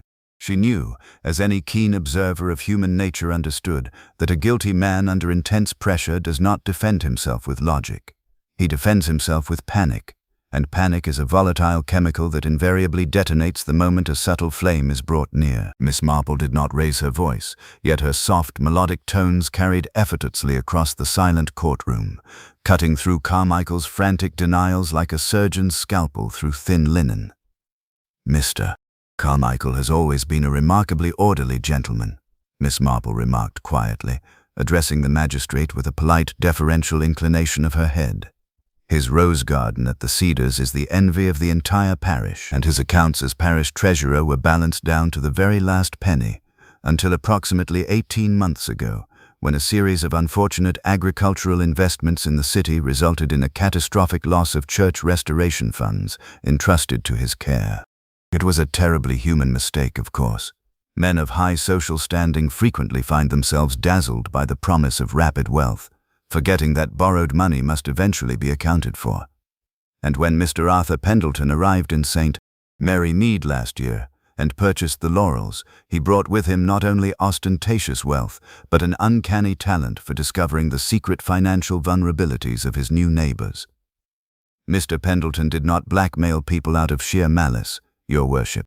He did it to build an impenetrable shield of local influence, forcing respectable men like Mr. Carmichael to hand over their signatures, their promissory notes, and their silent compliance in exchange for keeping the parish ledgers permanently locked away in his wall safe. Inspector Slack swung around, his face flushing a deep mottled crimson as the professional humiliation of his entire investigation began to dawn upon him in all its stark reality. "Hold on. Wait just a minute," Slack sputtered, pointing an accusatory finger at Carmichael while glaring furiously at the elderly spinster. "Are you sitting there telling me, Miss Marple, that this whole bloody business wasn't a London underworld hit over a gambling debt, but a local embezzlement cover-up orchestrated right under my nose?" "Oh, goodness me, Inspector. Nobody mentioned an underworld hit except yourself," Miss Marple replied with a touch of innocent, grandmotherly sweetness that made the inspector wince. "London criminals rarely take the trouble to travel down to quiet Berkshire villages on a Saturday afternoon when the local post office is closed. They leave that sort of clumsy improvisation to desperate amateurs who have spent a week pacing the floorboards of their studies, knowing full well that if Mr. Pendleton's private wall safe was opened by his solicitor on Monday morning, their entire social standing, their good name, and their freedom would evaporate in a single afternoon." She turned her clear blue gaze back toward the trembling Carmichael, whose knees finally buckled beneath him, causing him to sink back down onto the wooden pew with a pathetic, gasping sob. "You see, Mr. Carmichael made a fatal tactical error," Miss Marple continued softly, her knitting needles clicking once within her basket as if punctuating her thoughts. "On Saturday morning, when Mr. Pendleton received that final telephone call in his study, he foolishly agreed to meet his blackmailer behind the marquee during the busiest hour of the vicarage fete, believing he could demand a final exorbitant payment in exchange for the safe combination. Mr. Carmichael arrived wearing his everyday gardening gloves to avoid leaving fingerprints on the iron scale weight he had surreptitiously lifted from the tool shed 20 minutes earlier. He struck the fatal blow while Pendleton was looking toward the blackberry jam exhibits, swiftly, without warning, and with the desperate strength of a man fighting for his very existence. But in his haste to escape back toward the churchyard path before the tea tent collapsed, he dropped his glove into the wastebasket, tucking his monogrammed handkerchief inside the wristband to keep it from blowing away in the breeze. The courtroom was so quiet that the ticking of the grandfather clock in the judge's antechamber sounded like the beating of a drum. Sir Humphrey Platts leaned back in his leather chair, his pen resting motionless against the parchment, his expression a mixture of profound judicial shock and grudging admiration as he looked from the trembling, broken man in the gallery to the serene, lavender-clad old lady standing quietly in the center aisle. "Mr. Carmichael," Sir Humphrey said, his voice dropping to a cold, formal register that brooked no argument. "Do you have anything to say before I instruct Sergeant Lake to place you under formal arrest for the willful murder of Arthur Pendleton?" For a long, agonizing moment, Edgar Carmichael stared down at his empty hands, the rigid mask of civic pride completely shattered, revealing the hollow, terrified soul of a man who had sacrificed his honor for the illusion of respectability. Then, slowly, his shoulders slumped forward, and he buried his face in his hands, letting out a long, ragged sigh of absolute defeat. It was the ledger," he whispered, his voice barely audible above the hum of the courtroom's summer drafts. "He was going to ruin my family. He was going to show the bishop everything. I had no choice." Sir Humphrey struck his gavel once, a sharp, clean sound that signaled the definitive end of the tragedy and the complete exoneration of young Robert Tabb, who sat weeping tears of sheer disbelief as the parish constables gently removed the handcuffs from his wrists. Inspector Slack dropped his head, muttering unintelligible curses under his breath as he signaled Sergeant Lake to take the disgraced parish treasurer into custody. Yet, amidst the flurry of constabulary movement and the frantic scribbling of the press reporter, Miss Jane Marple quietly closed her wicker basket, smoothed down the lace collar of her dress, and offered a gentle, sympathetic nod to the weeping boy across the room. The village of St.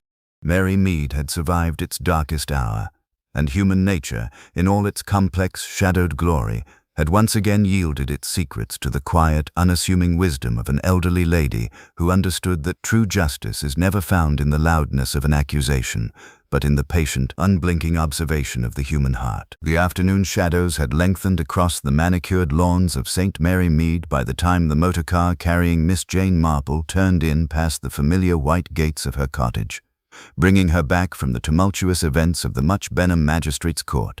The dramatic confession and subsequent arrest of Edgar Carmichael had sent shockwaves through the county, transforming the village from a quiet, sleepy parish into a buzzing hive of incredulous gossip and morbid fascination.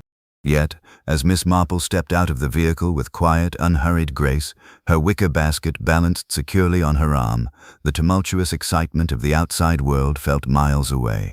The garden paths were still bathed in the golden glow of late afternoon, the herbaceous borders heavy with the scent of summer roses and damp earth, offering a profound pastoral contrast to the dark, tangled web of human greed and desperation that had just been unraveled in the courtroom. With the effortless precision of a woman accustomed to restoring order after a domestic storm, Miss Marple unlocked her front door, stepped into the cool, lavender-scented parlor, and placed her knitting basket gently upon the mahogany side table. She removed her straw hat, pinned it securely to the hat rack in the hallway, and smoothed down the lace collar of her lavender-sprigged afternoon dress before settling comfortably into her favorite wicker armchair by the bay window. Almost on cue, before she had even poured her first cup of restorative Earl Grey tea from the silver pot, the front gate clicked open with its familiar rusty squeak, followed by the sound of rapid, urgent footsteps crunching across the gravel path. Dr. Haydock pushed open the unlocked front door without the ceremony of knocking, strode into the parlor with his tweed hat clutched in his hand, and dropped heavily into the chintz armchair opposite her with an audible, bone-weary sigh. "Well, Jane," the doctor muttered, running a hand through his thinning hair as he stared at her with a mixture of awe, exhaustion, and profound disbelief. "The entire county of Berkshire is currently in an absolute uproar. The afternoon editions of the Much Benham Gazette have already sold out their entire print run, with bold banner headlines proclaiming the vicarage fate murder solved by village spinster, and Inspector Slack has locked himself in his office at the constabulary, refusing to speak to the press after his spectacular miscalculation regarding young Robert Tabb. Even Sir Humphrey Platts was heard muttering at the bench that he had never witnessed anything quite like your quiet, methodical dismantling of the prosecution's case. How on earth did you manage to keep your composure throughout the entire ordeal while the rest of us were stumbling around in the dark like blind men?" Miss Marple poured a cup of tea, sliding the delicate porcelain saucer across the small table toward her old friend with a gentle, reassuring smile. "Oh, goodness me, Doctor. Composure is simply a matter of understanding human nature, Miss Marple replied softly, her clear blue eyes twinkling behind her tortoiseshell spectacles. People in moments of great stress frequently make the mistake of looking for monstrous, complicated explanations for simple, tragic actions, forgetting that crime is rarely born of cold, calculating genius. It is almost always born of weakness, vanity, and the desperate, panicky fear of being found out by one's neighbors. Dr. Haydock took the cup of tea, wrapping his hands around the warm porcelain as he shook his head slowly from side to side. Weakness and panic. Yes, I suppose that sums up poor Edgar Carmichael's wretched descent into murder quite accurately, the doctor mused grimly, taking a slow sip. To think that a man of such standing, church treasurer, pillar of the parish council, owner of the Cedars, would actually resort to bludgeoning a blackmailer to death with a garden scale weight simply because his financial embezzlement of the church restoration funds was about to be exposed. He sat on committees with us, Jane. We sang hymns beside him every Sunday morning, listening to him lecture the parish on Christian morality and fiscal responsibility, while all along he was living on borrowed time and stolen money. Miss Marple's knitting needles, which she had just lifted from her basket with quiet deliberation, began their gentle rhythmic dance, clack, clack, clack, as she watched the sunlight play across the lace curtains. "That is the truly fascinating thing about human nature, Doctor," Miss Marple murmured, her voice carrying a deep meditative cadence. "We always expect wickedness to look like a villain, to wear a dark cloak, speak in harsh tones, and lurk in the shadows of city alleys. But true wickedness is far more commonplace and infinitely more tragic. It wears a clean linen collar, attends church faithfully, smiles politely at garden parties, and convinces itself that its own petty survival is worth more than the life of another human being. Mr. Carmichael was not an international criminal. He was simply a very weak, proud man who allowed his vanity to outrun his means, and who panicked when the bill finally came due." The doctor nodded thoughtfully, leaning back into the chintz cushions as the quiet peace of the parlor wrapped around them like a warm blanket. "And what of poor Mrs. Pendleton, Jane? Now that the police have gone through Arthur Pendleton's private wall safe and uncovered the full extent of his ruthless blackmail operations across the county, she has retreated entirely behind the locked gates of the Laurels, refusing all callers and preparing to pack her bags for London. Do you think she had any inkling of what her husband was doing to the parish?" Miss Marple paused her knitting for a fraction of a second, a shadow of genuine maternal sorrow crossing her gentle features. "Clara Pendleton was a frightened, deeply unhappy woman, Doctor, trapped in a marriage defined by pretense and financial manipulation," Miss Marple replied softly. "She knew that her husband possessed a formidable collection of private papers in that wall safe, and she knew that people in the village looked at them with a mixture of fear and resentment. But human beings have an extraordinary capacity for tactical blindness when the alternative is admitting that their entire livelihood is built upon a foundation of sand. She loved the grand house, the social status, and the illusion of security, and she chose not to look too closely at the dark corners of her husband's business until the violence broke right through their front door." Before Dr. Haydock could frame his next question, the front gate rattled again, this time with a cheerful, hesitant click, followed by the sound of light, hurried footsteps on the gravel path. Through the bay window, they watched as young Robert Tabb, scrubbed clean, dressed in a proper tweed jacket, and flanked by his proud, tearful uncle, approached the cottage entrance with a mixture of shyness and overwhelming gratitude. A moment later, a soft, polite knock sounded at the front door. Setting her knitting gently aside, Miss Marple rose from her chair and walked down the short hallway to welcome them, her face lighting up with a warm, welcoming smile. "Come in, Robert. Do come in out of the evening air," Miss Marple said gently, ushering the blushing young delivery boy and his burly uncle into the parlor. Robert Tabb fidgeted nervously with his cap, his eyes shining with unshed tears as he looked at the elderly woman who had single-handedly saved him from the gallows. I just wanted to come by and say thank you, Miss Marple," the boy choked out, his voice cracking with emotion. "The inspector let me out of the cell this afternoon and gave me my delivery bike back. But the men down at the station said if it hadn't been for you noticing that gardening glove in the wastebasket, I'd still be locked up facing a murder charge I had nothing to do with." Miss Marple patted his arm with a maternal tenderness that immediately put the young man at ease. "Nonsense, my dear boy. she said with a light, musical laugh. An innocent person never needs to thank anyone for simply stating the obvious.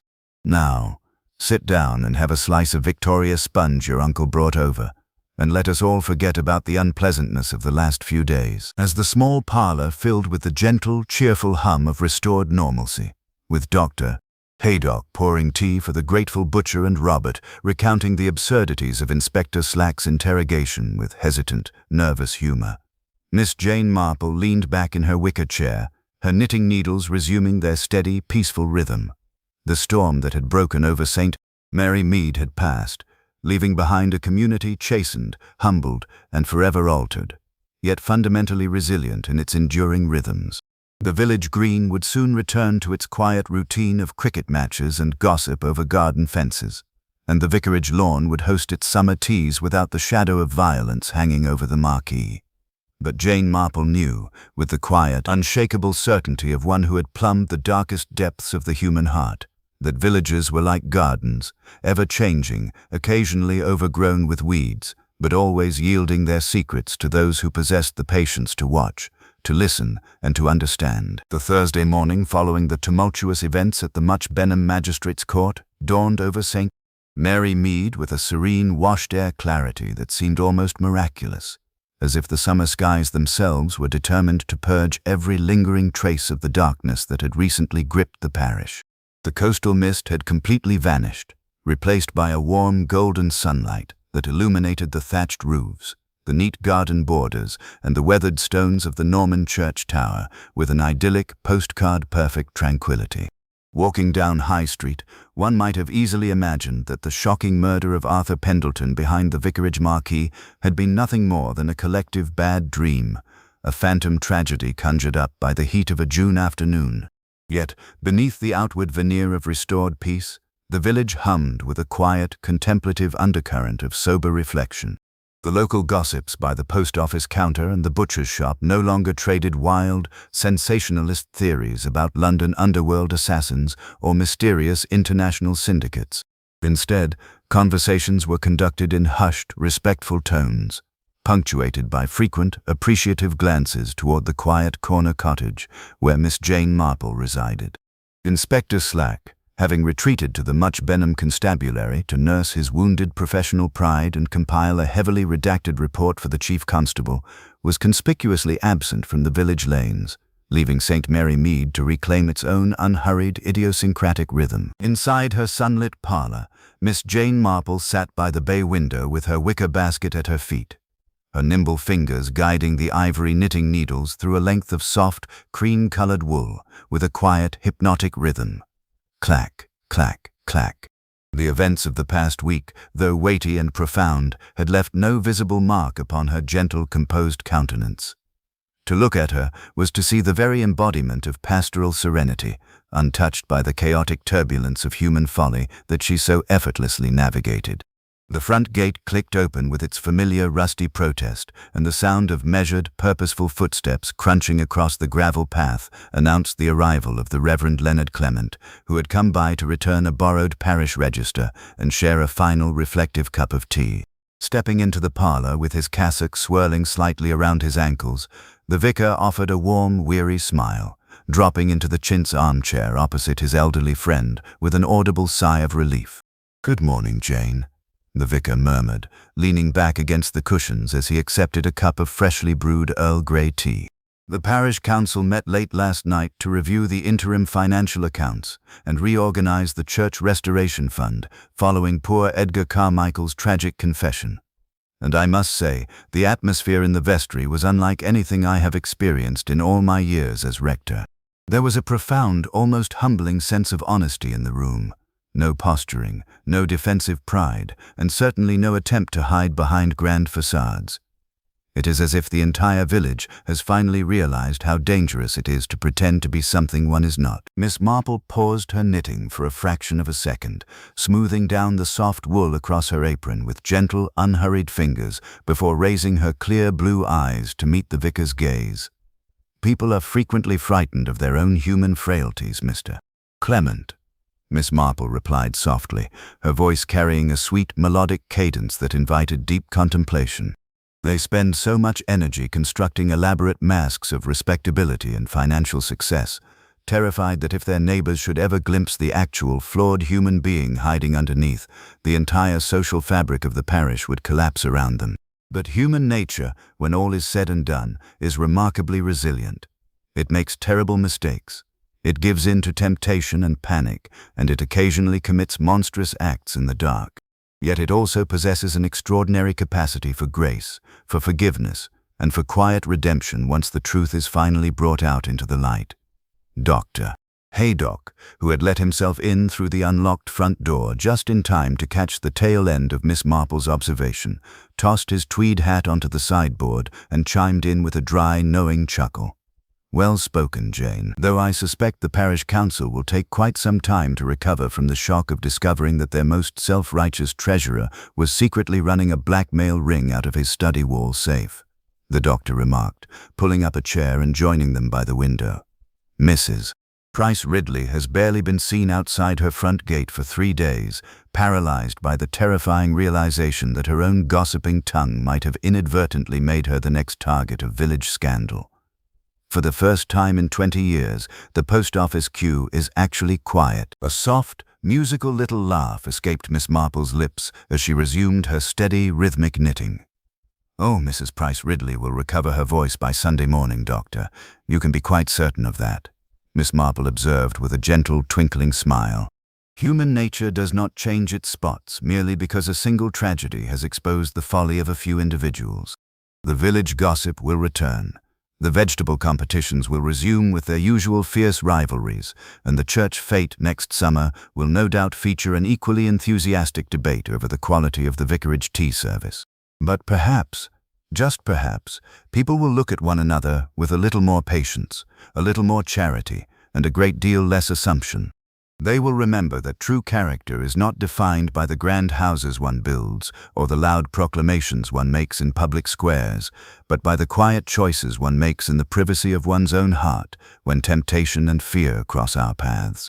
The three of them sat in comfortable, companionable silence for a long moment, listening to the gentle hum of bees in the lavender bushes outside the open window and the distant, cheerful clatter of a milk float trundling down High Street.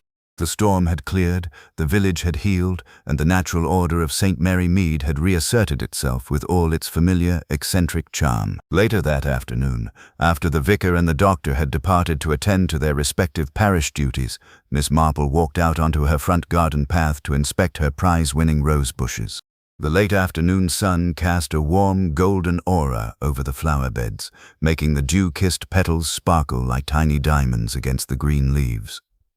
Down the lane, she could see young Robert Tabb cycling past on his delivery bicycle, whistling a cheerful tune as he balanced a fresh crate of groceries for the rectory, looking every bit the carefree 22-year-old he was meant to be, entirely free from the terrifying shadow that had so nearly destroyed his future.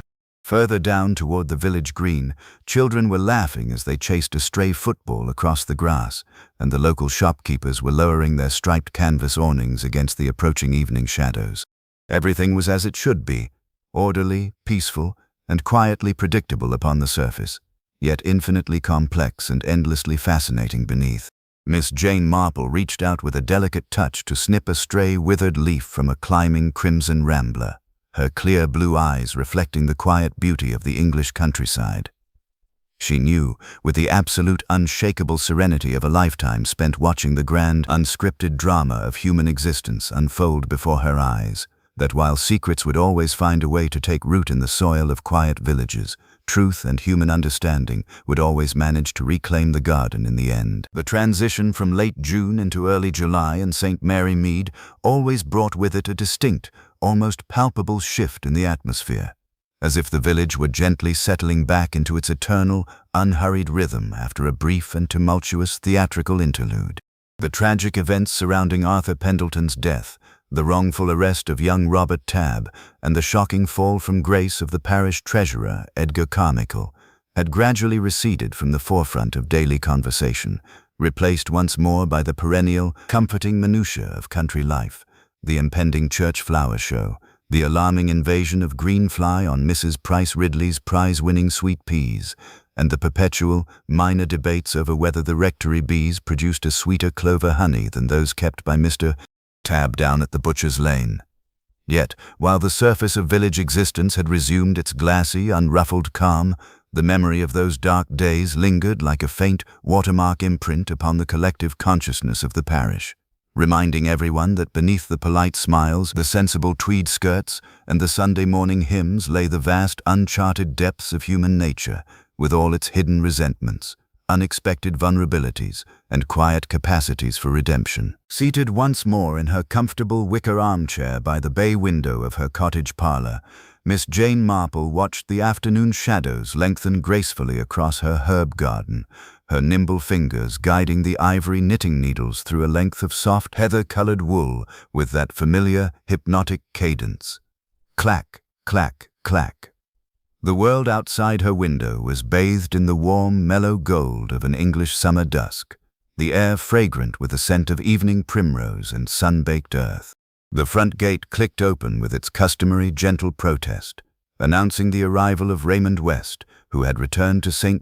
Mary Mead for a quiet weekend away from the frantic literary circles of London, eager to discuss the final manuscript of his latest novel, and, no doubt, to seek his aunt's uniquely perceptive commentary on the dramatic events that had recently turned the village upside down.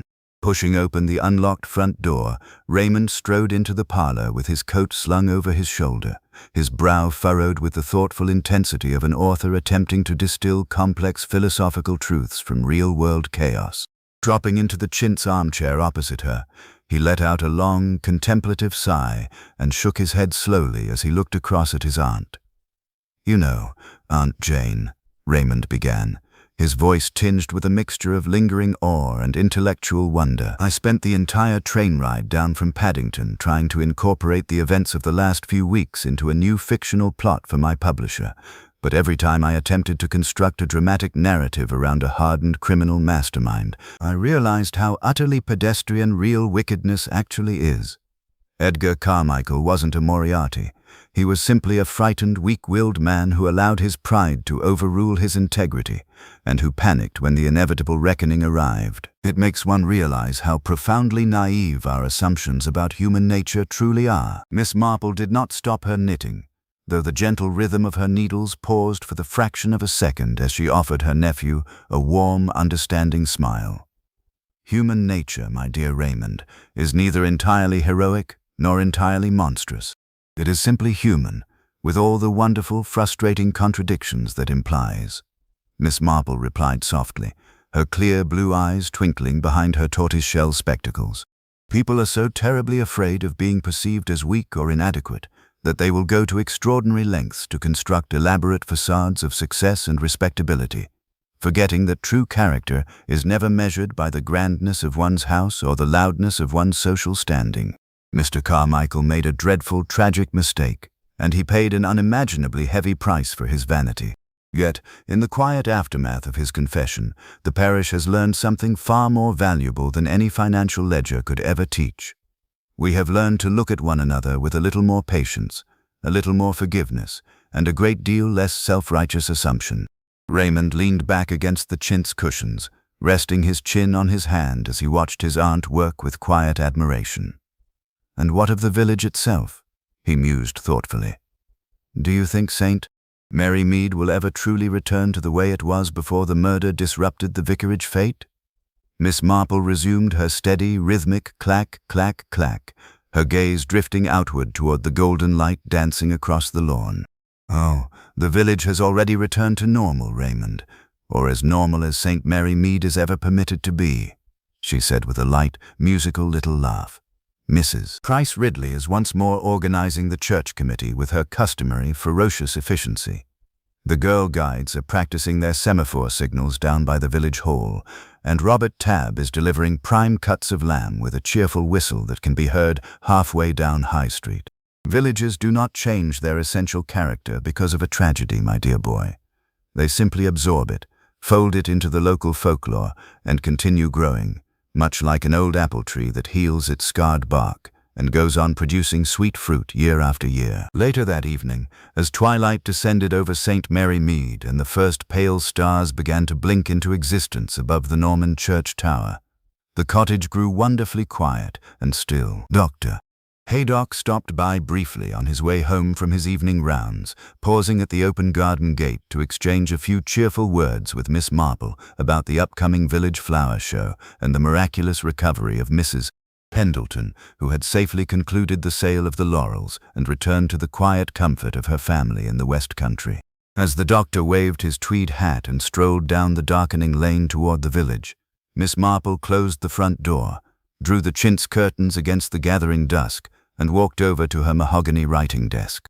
She placed her knitting neatly inside the wicker basket, smoothed down the lace collar of her dress, and stood for a moment looking out across the peaceful parlor, where the grandfather clock ticked with steady, reassuring regularity. The mystery had been solved. Justice had been quietly and decisively served without the need for theatrical violence or institutional arrogance, and an innocent boy had been restored to his future. The great unscripted drama of human existence in St. Mary Mead had turned another page, returning to its quiet, orderly cadence.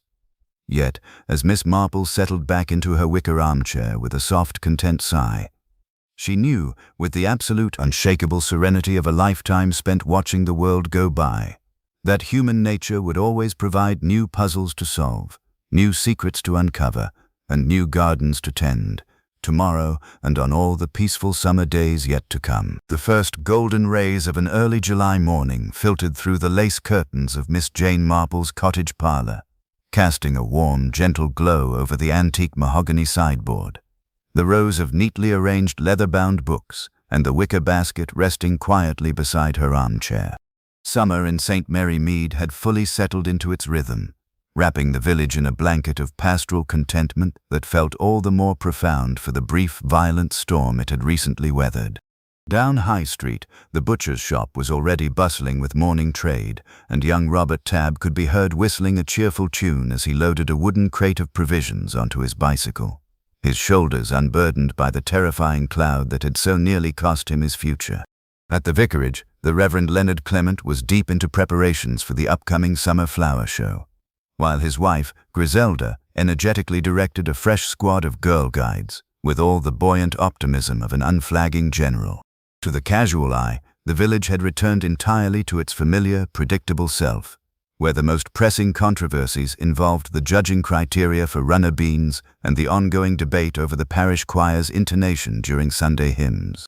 Yet, beneath this comforting veneer of routine, the community carried a quiet, permanent transformation, a subtle softening of judgment, and a newfound appreciation for the delicate, fragile complexities of human nature. Seated comfortably in her wicker armchair, Miss Jane Marple picked up her ivory knitting needles, letting them resume their familiar, hypnotic dance, clack, clack, clack, as she surveyed her sunlit garden through the open bay window.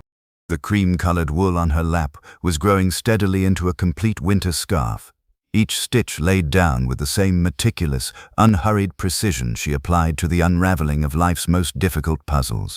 The front gate clicked open with its characteristic rusty protest, and the sound of measured, familiar footsteps announced the arrival of Dr. Haydock, who was making his customary morning detour before heading off to his patients at the local clinic. Tossing his tweed hat onto the sideboard with easy familiarity, the doctor pulled up the chintz armchair, settled back with a contented sigh, and accepted a cup of freshly poured Earl Grey tea from the small silver service. "Good morning, Jane," Dr. Haydock said, a warm, affectionate smile touching the corners of his mouth. "I see you're already well into your morning routine while the rest of the village is still debating whether Colonel Bantry's marrow squash stands a chance against Mr. Tabb's entries at the horticultural tent next Tuesday. Looking at you now, sitting so peacefully amidst your wool and your garden flowers, it is almost impossible to believe that only a few weeks ago we were standing in a courtroom watching you dismantle Inspector Slack's entire theory with a single gardening glove and a monogrammed handkerchief." Miss Marple paused her knitting for a fraction of a second, her clear blue eyes twinkling behind her tortoiseshell spectacles with a gentle, self-deprecating amusement. "Oh, goodness me, Doctor. There was really nothing very miraculous about it. Miss Marple murmured softly, her voice carrying that sweet, unassuming cadence that always masked a razor-sharp intellect. Inspector Slack is a very energetic gentleman, as I have frequently remarked, but he makes the fundamental mistake of looking for extraordinary villains in extraordinary places. Human nature, when you come right down to it, operates on very simple, predictable principles across every walk of life. Whether in a bustling metropolis like London, or a quiet, orderly parish like St. Mary Mead. People do not commit crimes because they are inherently monstrous. They commit them because they are afraid, because their vanity has trapped them in a corner, or because they believe their secrets are too precious to be surrendered to the light. Poor Mr. Carmichael was simply a frightened man who allowed his pride to overrule his honor, forgetting that hidden debts always manage to find a way of demanding payment in the end. The doctor nodded slowly, resting his chin on his hand as he watched the rhythmic movement of her needles. "And what a heavy price he paid for that fear," Dr. Haydock murmured grimly. "A prison cell instead of an estate, disgrace instead of civic leadership. Yet, looking at the parish now, I cannot help feeling that the ordeal has done us all a strange kind of good. People are kinder, less inclined to rush to harsh conclusions, and far more willing to listen before they speak. Even Mrs. Price Ridley has stopped spreading malicious gossip about the new families moving into the district, at least for the present. People are naturally inclined towards self-preservation, Doctor. But they are also deeply capable of grace once the artificial barriers of pride are stripped away," Miss Marple observed gently, her gaze drifting out across the lawn where a pair of robins hopped purposefully among the flower beds. "That is the wonderful thing about small-town life. We may know all each other's faults, quirks, and past mistakes, but we also share an unspoken, enduring bond of community. We are caretakers of one another's stories, whether we wish to be or not. And when the storms pass, the garden always heals itself, provided we have the patience to pull out the weeds and let the sunlight back into the soil." Before the doctor could formulate a philosophical reply, a second cheerful knock sounded at the front door, followed immediately by the bright, familiar voice of Raymond West, who had strolled up the garden path carrying a freshly bound set of manuscript proofs under his arm. Pushing open the door with a theatrical flourish, Raymond strode into the parlor, beaming with the triumphant satisfaction of an author who had successfully translated real-world tragedy into high art. "Aunt Jane, Dr. Haydock," Raymond announced grandly, dropping his manuscript onto the mahogany table with an emphatic thud. "I have just spent the last 3 hours putting the final touches on my new mystery novel, inspired entirely by the recent dramatic events right here in St. Mary Mead. I've called it Death Behind the Jam Exhibits, and I must confess, I've given the fictional counterpart of our dear local detective a rather dashing, infallible intellect that I suspect will storm the literary bestseller lists by autumn." Miss Marple let out a light, musical little laugh, her knitting needles resuming their steady, comforting clack, clack, clack. "How very ambitious of you, my dear Raymond," she said with a gentle, twinkling smile. "Though I sincerely hope you haven't made your fictional detective too infallible. People in books, just like people in real life, are far more interesting when they acknowledge their own limitations and take the time to observe the quiet, everyday details that others are always in too much of a rush to notice." Raymond chuckled good-naturedly, pulling up a footstool near his aunt's chair and leaning back with an expression of absolute contentment. "Well, whatever my literary liberties, I am simply glad to see that St. Mary Mead has returned to its idyllic, unruffled serenity," Raymond reflected, looking around the sunlit parlor with quiet appreciation. "Though I suppose, knowing you as I do, Aunt Jane, you are already keeping half an eye on the garden gate in anticipation of the next fascinating human puzzle that comes walking down High Street." Miss Marple did not answer immediately. She smoothed down a length of soft, cream-colored wool across her apron, her clear blue eyes reflecting the warm, golden light of the summer morning as she looked out over her rose bushes, where the bees hummed their tireless, ancient song. The mystery of Arthur Pendleton's death had found its quiet resolution. Justice had been served without vengeance, and the village had reclaimed its peaceful cadence. Yet, as her nimble fingers deftly tied off the final stitch of the wool scarf, securing it with a neat, invisible knot, Jane Marple smiled quietly to herself, knowing with absolute certainty that human nature would never truly run out of stories to tell, and that she would be sitting right there by the window, knitting patiently, when the next chapter finally unfolded.